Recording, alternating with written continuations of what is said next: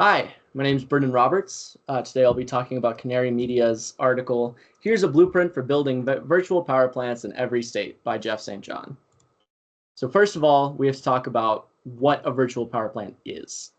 And really, it's an aggregator. So there are all of these disparate programs like demand response, like incentive programs, net metering, or battery export that all help to relieve the load on the electrical grid in one way or another. But virtual power plants try to take all of those and bring them all together so that everything is in one place, it's all accessible, and to get into it, you don't need all of these different things to get into each program. You just need to target part of it. So say I'm on a low budget, I can say, I just want to do demand response. I want to buy a smart thermostat and install it in my house and be paid for the utility turning off my AC once in a while. With a virtual power plant, you get access to more benefits just doing that. And because of that, it lowers the barrier of entry for the energy transition because you can get into one thing and start making money, start improving the grid around you by, as I said, just installing a smart thermostat or installing solar. Some of the benefits of virtual power plants, they reduce required infrastructure upgrades. So when utilities are doing their 5-year, 10-year planning, they have to ask questions about how much load are we going to have, how much energy are we going to need in certain places, and account for, they're building a new neighborhood over here, or this neighborhood is moving in with a bunch of families, or there's heavy industry.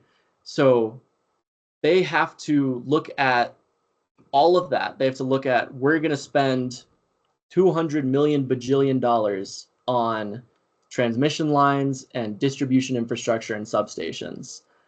So what if the consumer, those industry and houses and all of those people can say, look, we have a virtual power plant. We are going to both reduce the energy that we use and ship energy back out to the grid around us. That makes it a lot easier for utilities to not spend as much money, but still serve all of the load, all the customers that they need to. It also, virtual power plants also reduce the capital cost for consumers. So if you're buying into solar, there's going to be a more comprehensive subsidy packet if you have a virtual power plant versus if you just have a solar rewards program. And because of that, like if you're buying into solar, you're bringing new parties into the electricity market, which, as we've seen in some of our readings, can sometimes bring down the cost of electricity. So this is where Solar United Neighbors comes in, and this is kind of the focus of the article. Solar United Neighbors is a nonprofit organization with the goal of standardizing virtual power plant legislation, because state to state, wherever you go, there's going to be different rules. Some states are going to have virtual power plant, others virtual power plant legislation. Others aren't even going to have thought of it.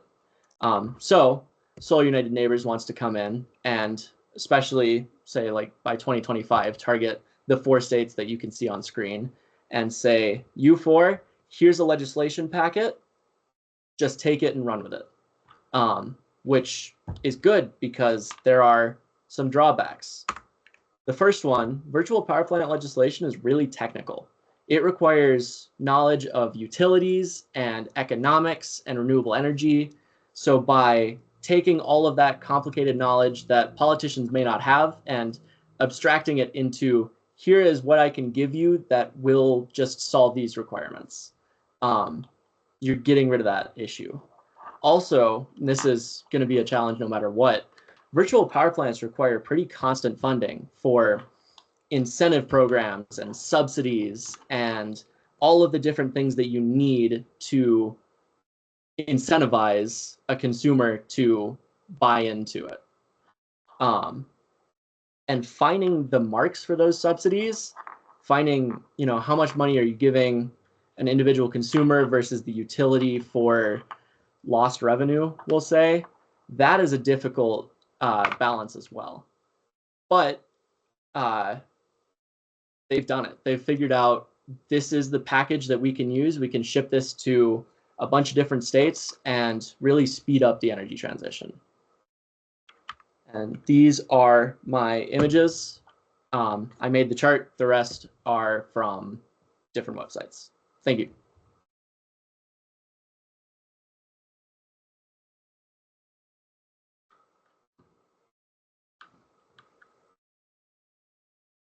Oh, I'm still recording.